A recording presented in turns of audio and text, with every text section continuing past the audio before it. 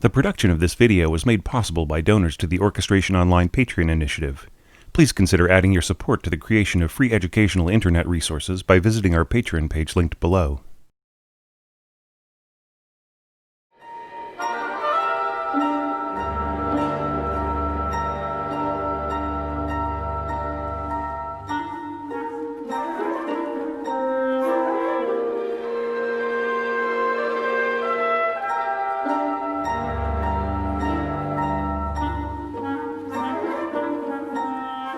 Hey there, this is your orchestration tutor Thomas Goss, welcoming you to the fourth installment of the second movement of La Mer by Claude Debussy.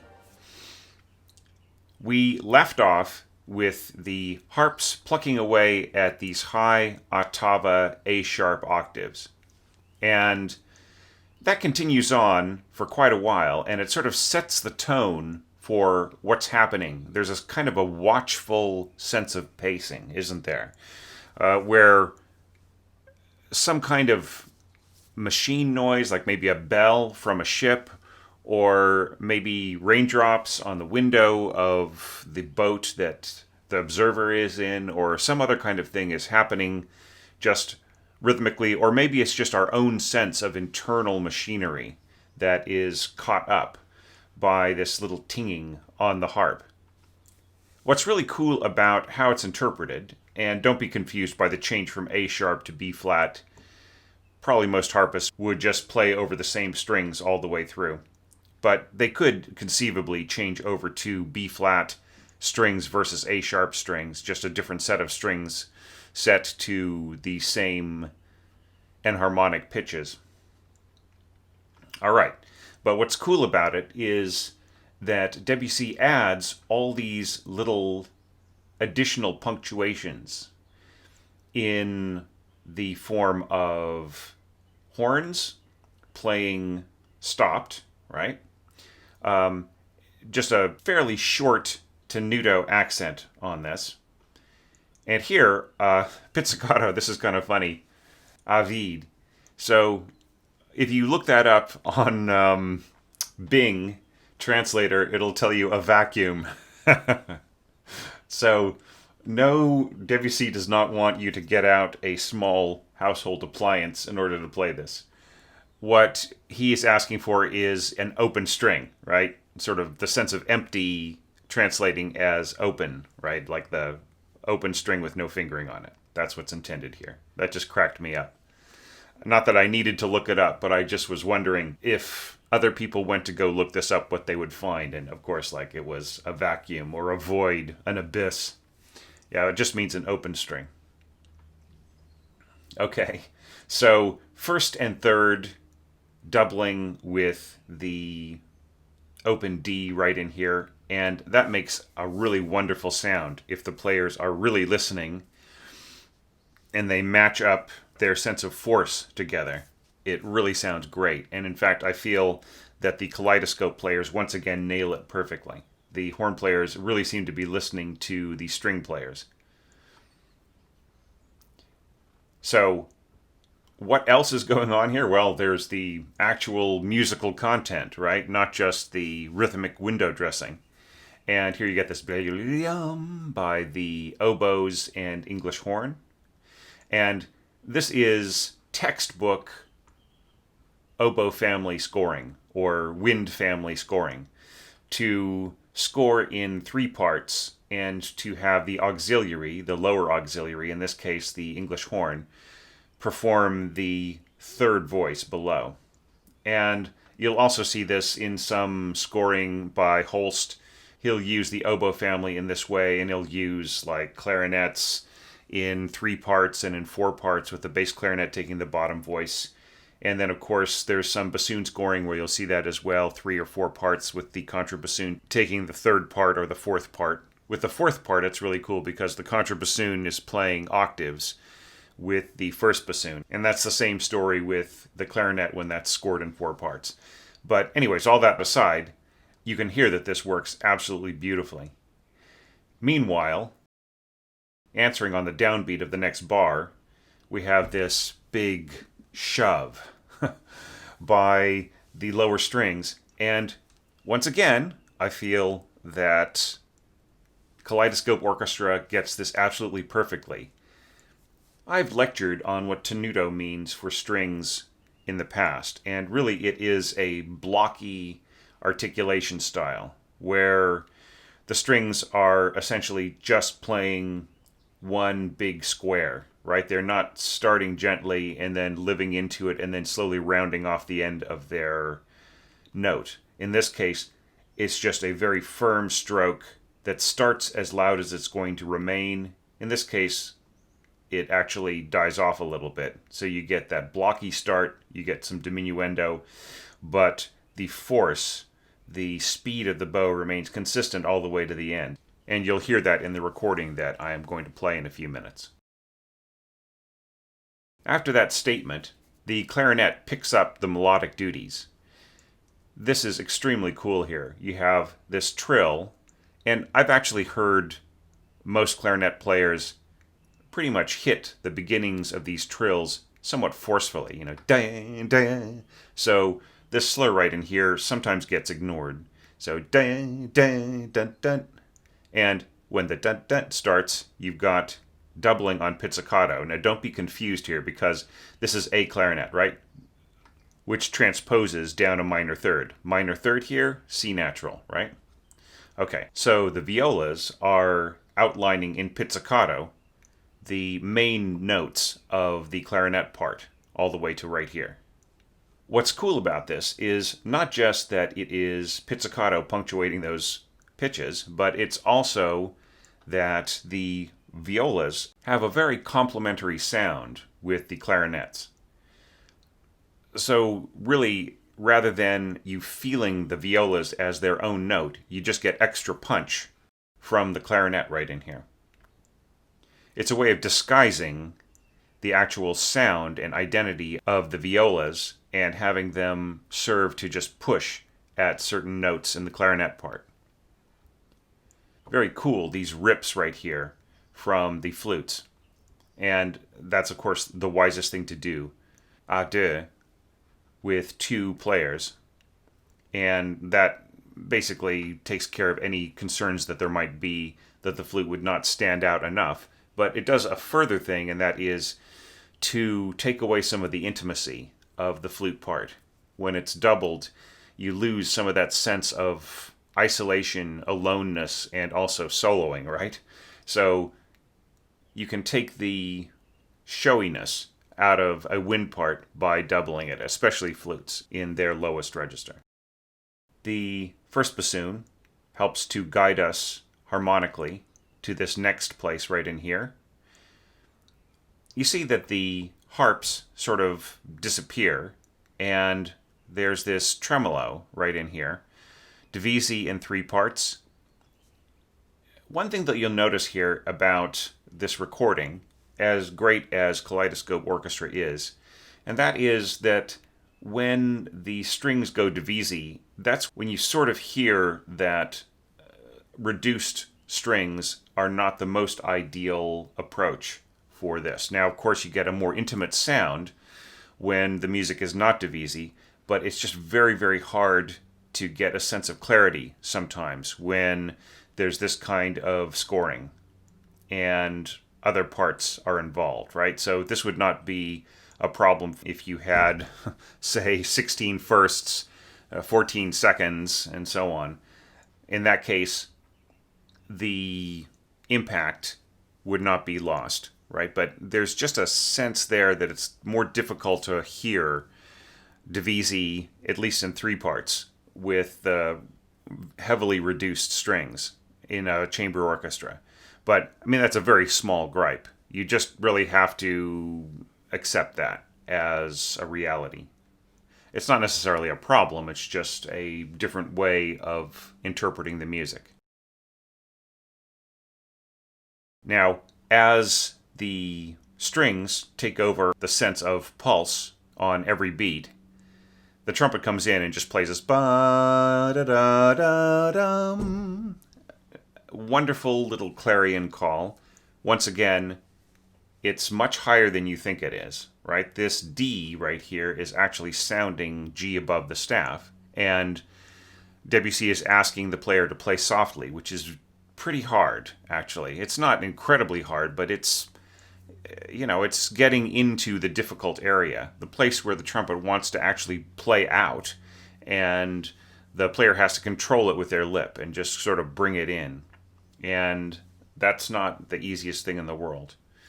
What's very cool is that not only is this high G being played, but it's also serving as the top note of the harmony right in here. So the trumpet is actually playing an octave higher than this note right here. Once again, we have two F instruments playing the same notes, but they're actually an octave apart. In this case, the English horn sounding down a fifth on G, an octave below the sounding G of this trumpet right in here. So that's a good combination. The oboes in the middle are a good combination. It will all work as long as the trumpet player has got a good lip and has played this before and is really ready to play that high G, not too loudly. And then, of course, we have these elements return from before. The open string abyss pizzicato of the first and second violins, and the plinking of the harp, this big heavy G minor chord played tenuto accent by our strings. And then on the next page, the clarinet returns pretty much identically as it did before, except this time the violas are playing along with the first two notes of these trills in the clarinet, which they didn't before. But otherwise, it's identical, with the flutes ripping upwards from middle C and so on. What's cool here is that the violins come in with an augmented chordal version of the same idea as the clarinets, played in parallel octaves.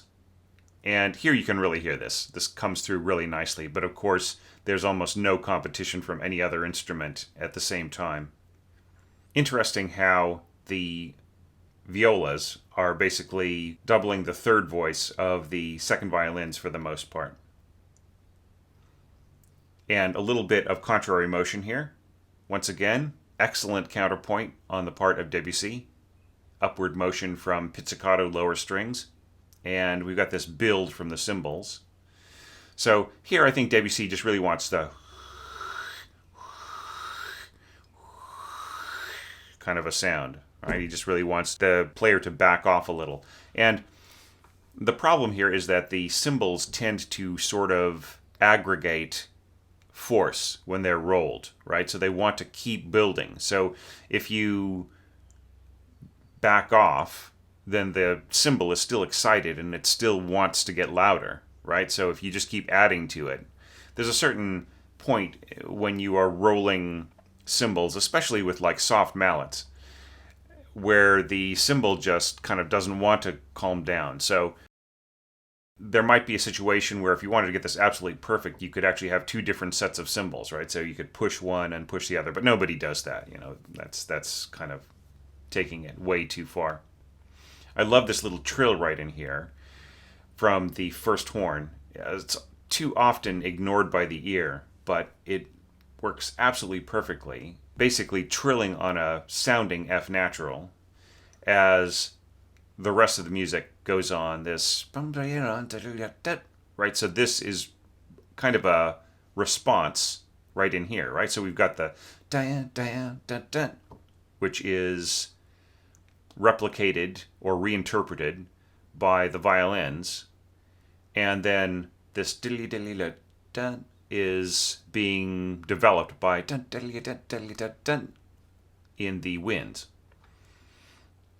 This happens again, this time adding some horns to the upward motion of the pizzicato lower strings. I love this. Pizzicato tenuto, right? So he wants a really firm sound, but not loud from the lower strings. And then, of course, this is just interpreted as mezzo staccato by the horns, and it all balances out and works great together.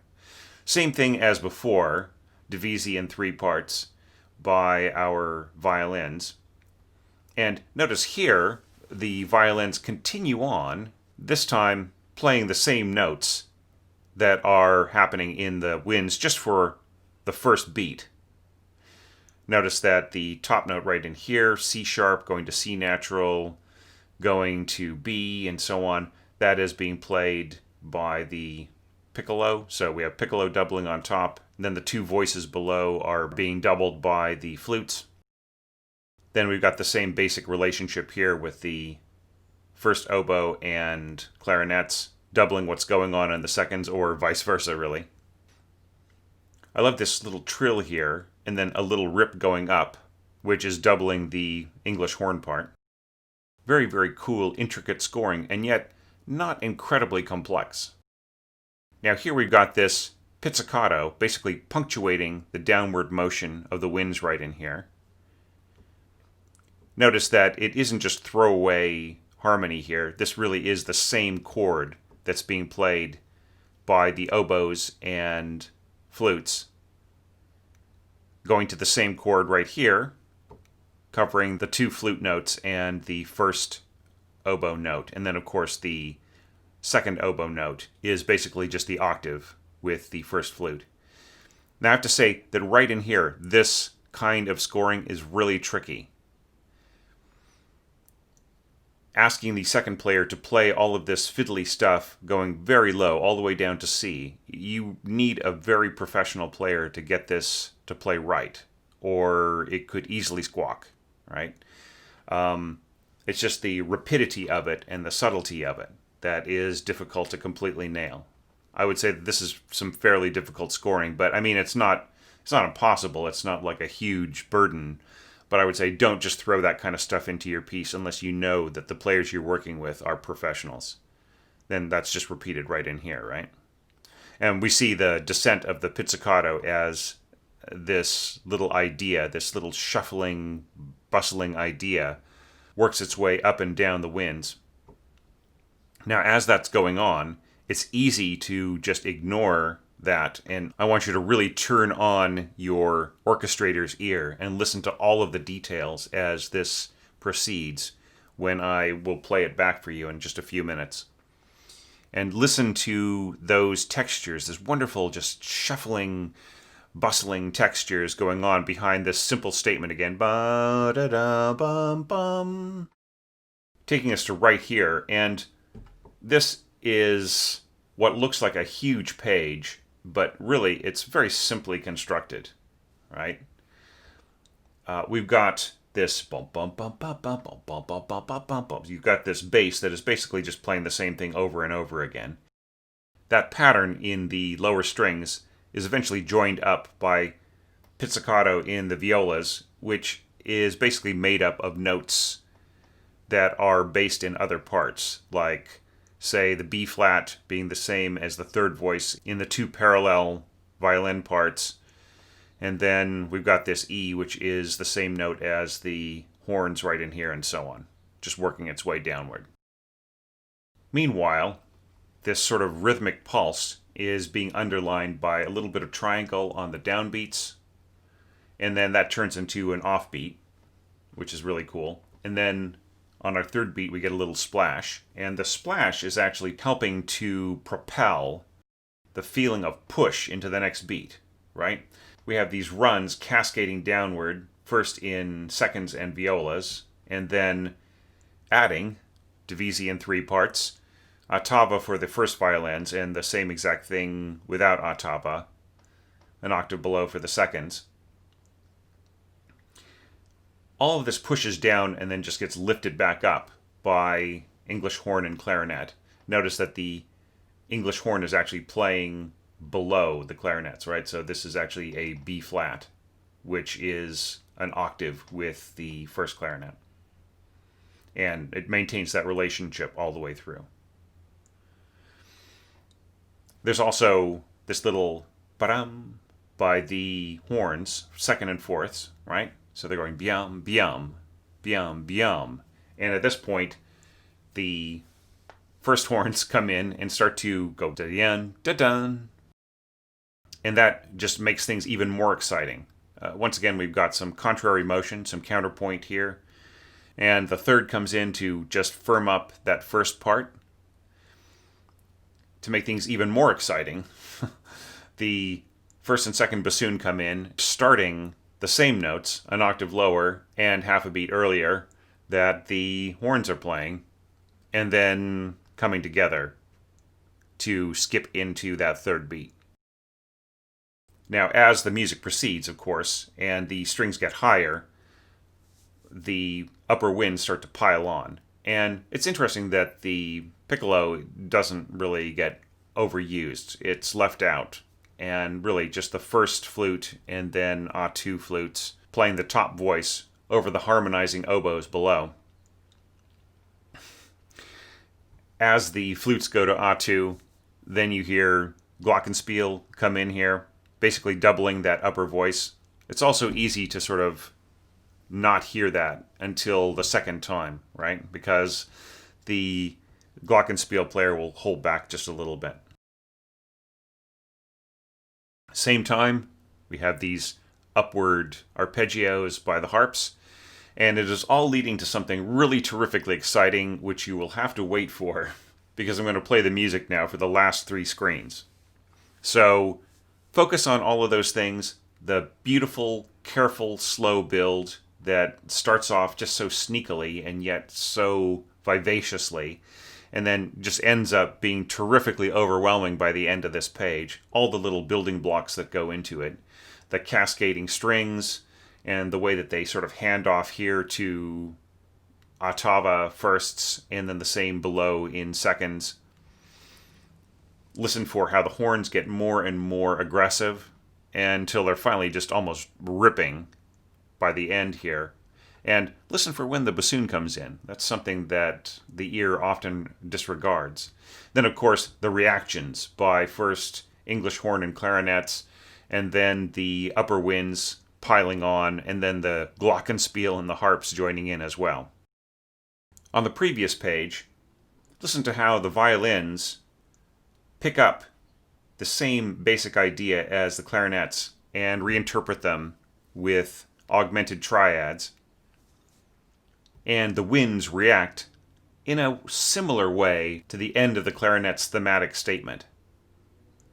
And once again, horns coming in, adding more. It's a very, very cool high G sharp right in here that's difficult to play soft tenuto and that high. And then, of course, the trumpet part coming in.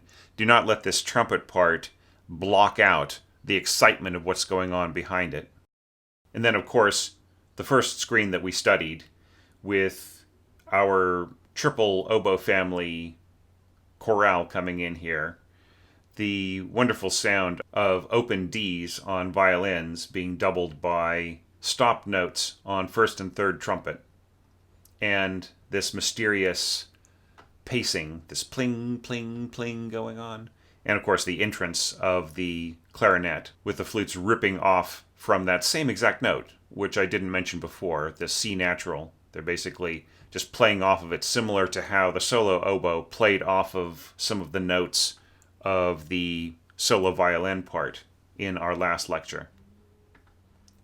And then you'll notice right in here that it's harder for Debussy and 3 violins to really get the message across in this kind of scoring when they have to compete with the trumpet, when you have a reduced orchestra. It's the kind of thing where you almost wonder whether or not some cheating might be in order. Like, say, Debussy in 2 rather than 3, with some of the players playing octaves, or playing fifths and sixths. So you'd have the other half of the strings playing the middle notes. Anyhow, there's all kinds of little solutions to get a little bit more projection right in there, but probably not messing with it is the best way. Listen for the end right in here, whether or not you can hear clearly the harmony underneath it, right? So there are all kinds of wonderful things. The quality of tenuto from the strings right in here, I feel, is extraordinarily good from the recording we're about to hear. Listen for all of these things, and I will see you for the second half of the lecture in just a minute.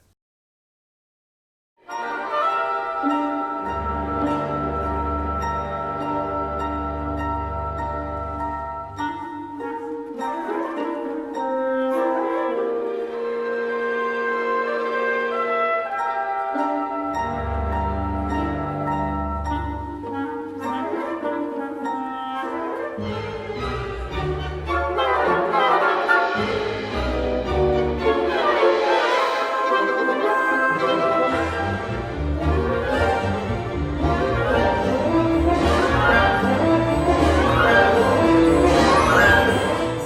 for the second half of this lecture. This monumental climax right here sounds so impressive, and yet it is so simply put together.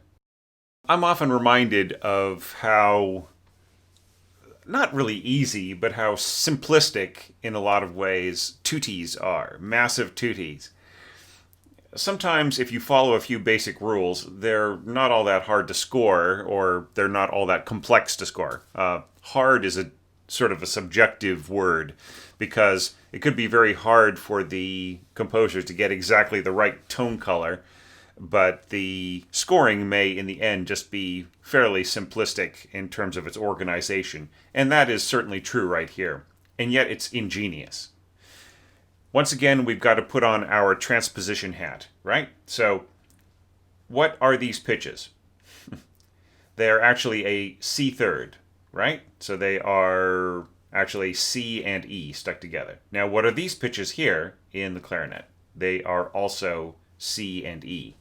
So they're the same pitches that we're seeing above here in oboe and flute, doubled. So the trumpet is actually doubling the clarinet, and then the oboe and the flute are playing the octave.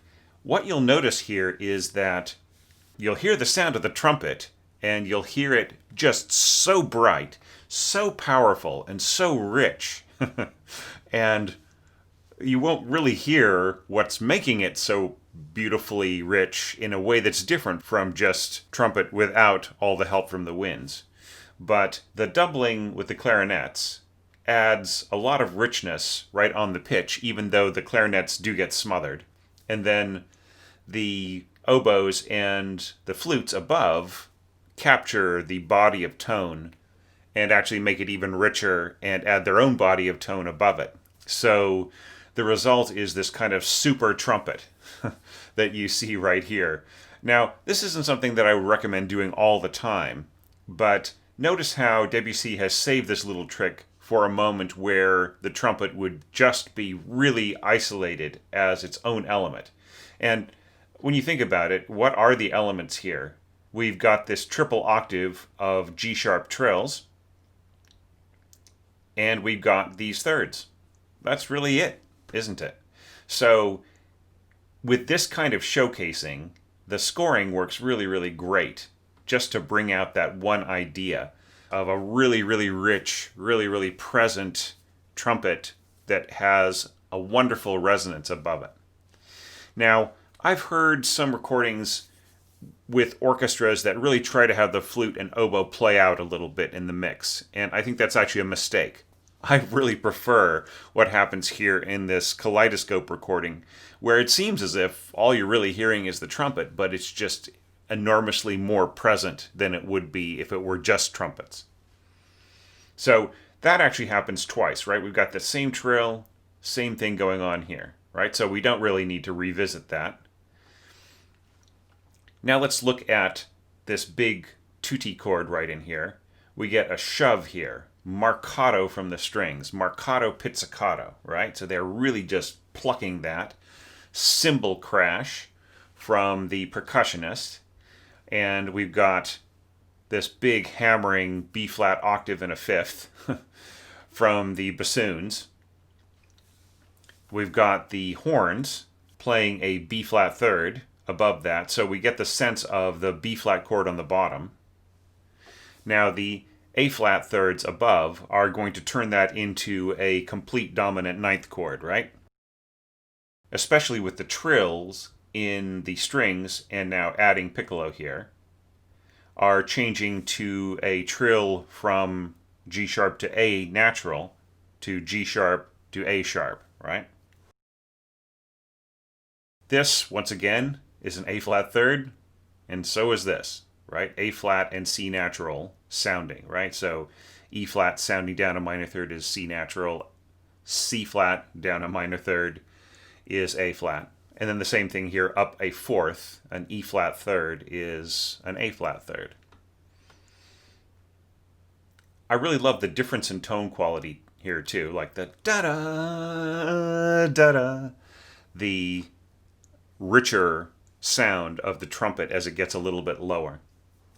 Not that it's all that low, right? And just remember once again that the E that's on top of this chord is a fairly bright note. And then going a little bit lower here to C in the staff, sounding C in the staff, but it's still got more character to it, doesn't it? It's got that richer quality. And especially above these horns, notice that the horns are doubled up. This is the Rimsky-Korsakov maxim, right? So in loud passages, the horns should be doubled up in this way. Now notice that Debussy isn't going 1, 3, 2, 4, because this is an F third, right? So he's going 1 and 2, 3 and 4. And it's fine to do that occasionally. I would probably score it the other way, but it's all good. It's not anything worth quibbling over right here. I really love the underlining of the C by the English horn here. So it's giving a little bit of extra punch to this same written note here, sounding that same C. And then, of course, the oboes and flutes perform the same function that they did before. But the attention of the listener is just going to get distracted by this big sweep in the harps and the big roll on the triangle the first time, which, interestingly, doesn't occur the second time, but that's okay. Now, you may be thinking to yourself, well, there are 4 fingers per hand for the harpist in terms of what's used. The pinky finger is usually not used. And yet we've got these notes grouped in 5s. So how does that all work? Well, I'll tell you how it works. I welcome you to go and watch the Kaleidoscope Orchestra's performance of this and look at the harps. You can see them over in the lower right corner of the screen, because right at this moment in the music, the master shot camera is being used that shows the whole orchestra. And you'll notice that instead of playing this arpeggio hand over hand, they just do a glissando.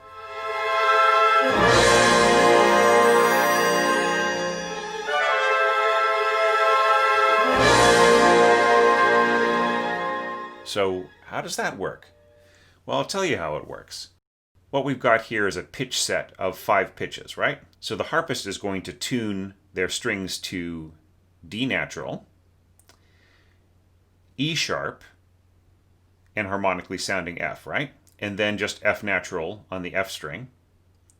And then the G string is going to be tuned to G sharp, as well as the A string to A flat. So that's another enharmonic equivalent. Or they could tune G sharp, and then the A string could be tuned to A sharp, and harmonically the same as this B flat, and then the B string tuned to B flat. And then, of course, tuning to C. So this can just be tuned as a big glissando, and then you only have to worry about these 3 notes at the beginning. Do you want to play them separately, or do you just want to play the whole thing as a big gushing glissando? Because nobody is really going to hear these low notes at all, right? So better to just do one big sweep, and that is what the harpists of Kaleidoscope Orchestra do. And in fact, that's what most harpists do that I've observed when I have paid attention in concert. Now this happens twice, this whole big push, and the trills continue. Notice going back and forth from trills from G sharp to A to G sharp to A sharp, G sharp to A, G sharp to A sharp, depending on the harmonic context of everything else. And then right here, the firsts go Debussy in order to lessen the impact of the sound, right? Fortissimo, diminuendo, and now Debussy firsts, as opposed to all 30 violinists playing the same trill. Now we're just going to be getting 15 players on a trill, or in the case of a chamber orchestra like Kaleidoscope, far fewer players, right? So as this trill continues on, G sharp to A sharp, we get this lovely little lonely note right here from the clarinets, which is bridging from this massive chord to a return to that melody we heard before. Da, da, da, right? And then it's echoed in the oboe. Notice that Debussy is really recognizing here that flutes need to be playing A2 against this more complex texture, even though it's soft. The flutes in the middle register going down to the lower register, they just really need to be reinforced, and they need to be marked up to mezzo forte, right? So Debussy is just being very workmanlike here and recognizing the inequalities of the flute compared to the other instruments in its lower register. And you can see that perfectly here because the oboe plays exactly the same notes as before except for the ending. And it's marked piano. So Debussy is really not worrying about their ability to play out in exactly the same texture and the same context and everything else. What I feel is the most amazing here is something that you probably won't hear unless you're really listening closely. And that is the wonderful shifting in between the lower winds. We've got this right in here, which is transposing the enharmonic equivalent of that same interval that we saw before, the A flat third, A flat, and C. And that trades off to this concert G sharp. And then that trades off to this G sharp third down here in the bassoons, an octave lower. And just the wonderful shifting between these pitches has this lovely sense of moving color, like looking at the surface of turbulent water and how the colors play in motion. And then, of course, everything kind of comes to a static stop right here with this C sharp minor chord played by clarinets and bassoons. And then the shifting starts again, then same reaction. So that's what the winds are doing right in here. And then we've got these rock bottom low horns very wisely doubled so they can remain stable. The actual pitch here is, of course, not down a fifth. This is old notation. So the actual sound here is E, right? So this is going to be low concert E's played by horns. And it really sounds lovely when you get a couple of good low players on that. It's hard to control, but it's definitely what low horn players do. In new notation, this would be actually written an octave higher, so it would be B in the bass staff. And that doesn't really look all too serious, does it? But it really is sounding E below the staff in concert pitch. Now, what you'll probably notice the most, besides the beautiful melodic statement in here, is these trills and the strings, ottava, and da da da da da da da da. This lovely little twist right in here with harps, and then the glockenspiel ringing out on the last 5 pitches, taking us back to where we started. And all of this stuff right in here, this bustle in the background.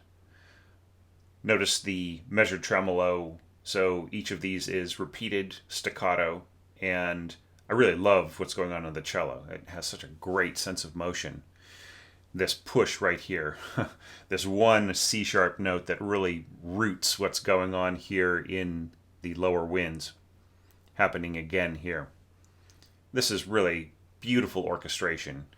It's the kind of orchestration that I would have people study if they were just kind of starting to get into more imaginative, pictorial style orchestration. This would be, I don't know, textbook is the wrong way to refer to it. I would say fundamental orchestration that you should know.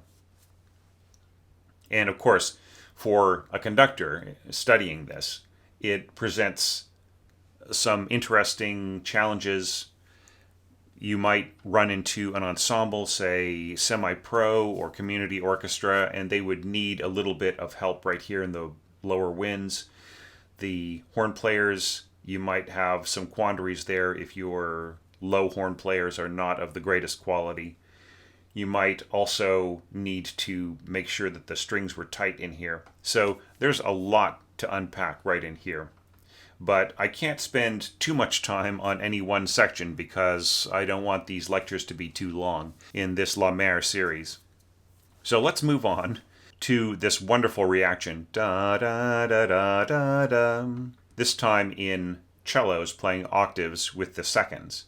And isn't that cool how the seconds get to play out quite a bit, and they get a role here which is not only melodic and important to the music, but is also really well supported by the cellos. So if you have seconds that are maybe not weak, but just still in the process of developing, say in a community orchestra or regional orchestra kind of way, then you are very secure right in there.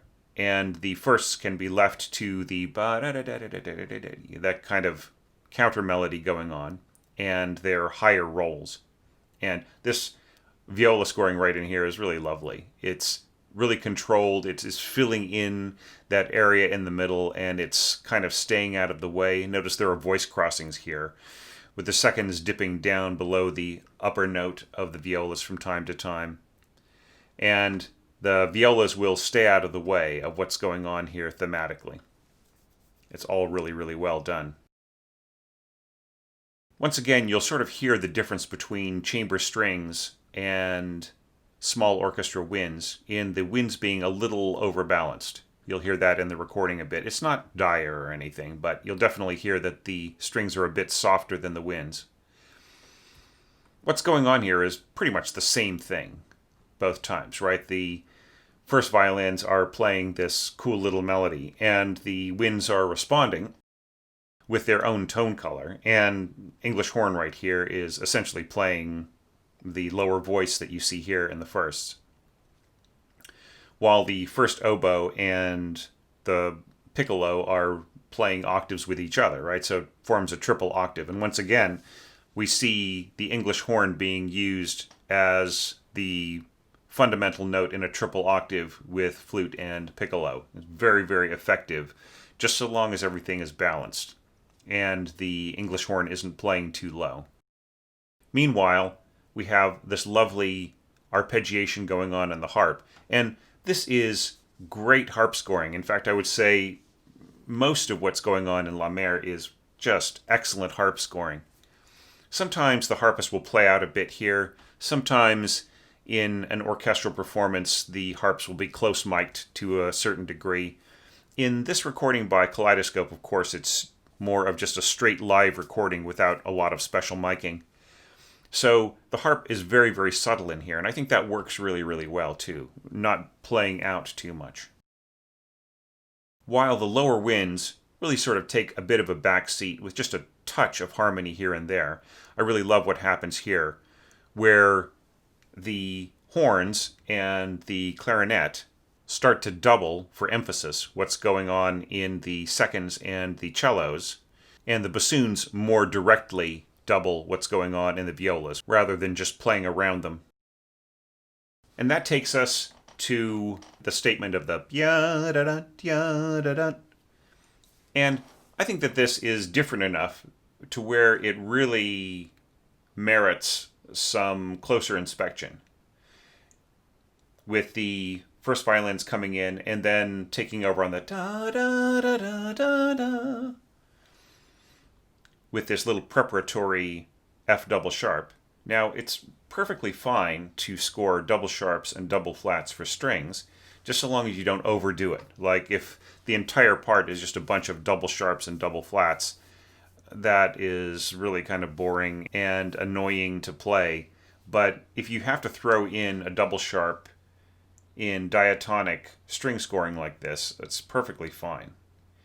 If you are writing more atonal music, it's better just to score in the context of the harmony that's going on. And if that means the occasional F double sharp or B double flat or whatever, that's fine. But so long as the player has some kind of reference to how that makes sense in the harmony. I love this little internal solo right in here. Not meant to be played all that strongly, but an important building block to the motivic texture around it. This little first trumpet solo, sounding, as we know, up a fourth, right? So this is going to be played on E, starting on E, so it's not related to what's going on in the first violins, but it is just this lovely little counter melody right in here. And that repeats once again. Meanwhile, the horns are taking a more active role in playing this harmony right in here, along with the middle strings continuing on their very, very cool measured tremolo, and the double bass starting to pace these downbeats every single time and just really get this sense of motion. We're leading to a section that reminds me a little bit of Fête from Nocturnes, where there's this kind of almost march-like pacing going on. But Debussy doesn't quite cross that line with this scoring. He does want the sense of pulse, almost like waves starting to slosh in a very rhythmic pattern, which happens when you are on the high seas, doesn't it? All of my fellow mariners out there, not that I'm much of a mariner, but I've been boating a few times. Let's talk about the oboe melody right in here. This time we have first bassoon playing in octaves, and we've got a little bit of that sense of trading off that we had before, with the colors kind of trading off from place to place, similar pitches as before. But here, the clarinets become more of a harmonic element, and the English horn becomes a doubling instrument for the oboe. The second half here is pretty much identical to the first half, except we've got this lovely little frosting in piccolo and flutes. Not that it's all that different. It's actually the same basic thing twice, right? We've got these piccolo notes being repeated by the first flute. So they have this little exchange of quality, and tone quality, even really subtle tone quality differences, meant a lot to Debussy. So he's sort of asking the piccolo player to play in their middle register, a place that's much more controlled and much subtler, and almost more folk-like, as I've mentioned before, trading off with the brighter sound of the flute in its higher register, which is stronger, right? So we have that intriguing trade-off going back and forth.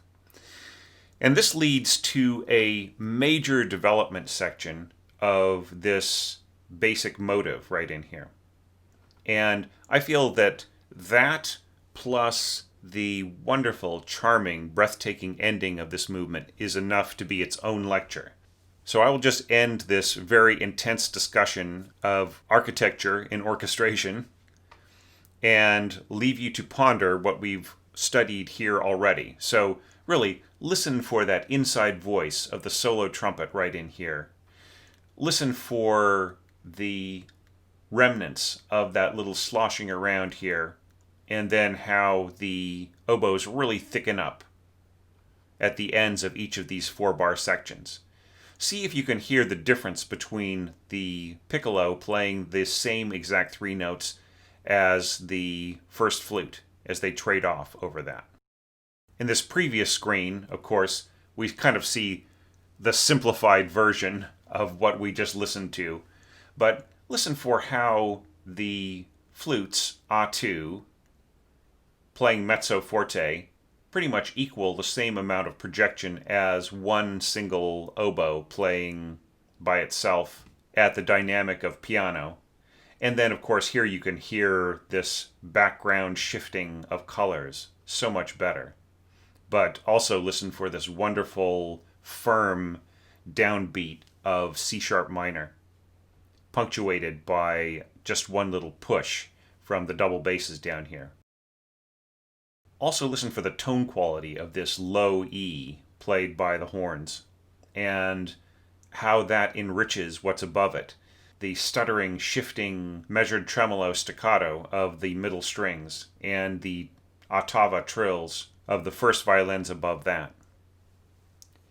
And then, of course, you will probably barely be able to hear the harp right in there, but I think that it's enough to kind of give this a wonderful sense of flow and motion. Listen for how the line thickens up here from just the plain octaves of the seconds and the cellos to adding on the first clarinet and the second horn to bulk up those parts quite a bit. And then for the difference between the first violins and the upper winds right in here. And of course, with piccolo on top, it'll be brighter anyway.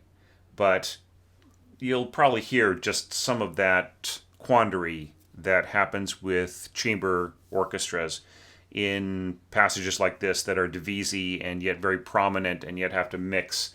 How much do they want to push it, right? Do they want the unique tone quality of piano strings, or do they want to actually play more like mezzo forte so that they can balance with the other players? Because the force that's needed to balance sometimes will change the character of the tone. So I think in this case, Kaleidoscope Orchestra's string players make the right decision. And even though it's a little less audible, it still is much more sincere in its timbral quality. But we'll start this last listening section with this big, wonderful tutti. As you listen to it, try to identify all the things that make it simple and elegant rather than complex, right? As I mentioned before, the combination of clarinet and trumpet going throughout the page, with the oboes and flutes above playing the body of tone from the trumpets and making everything sound a lot richer than it would be just with two trumpets. This marcato pizzicato at the bottom, basically shoving at the articulation of the bassoons playing the same notes. And then the warm doubled horns in the middle, really filling in and adding to the big sense of orchestral color while not actually adding all that many extra pitches, right? And then, of course, the Kaleidoscope Orchestra harp players basically just play this as a glissando with some pitches tuned enharmonically. Listen for all of these things, and I will be back with what I feel is possibly the most amazing part of this music, along with one of the most symphonic moments in this entire piece. And that should come along in a couple of days. I'll see you then.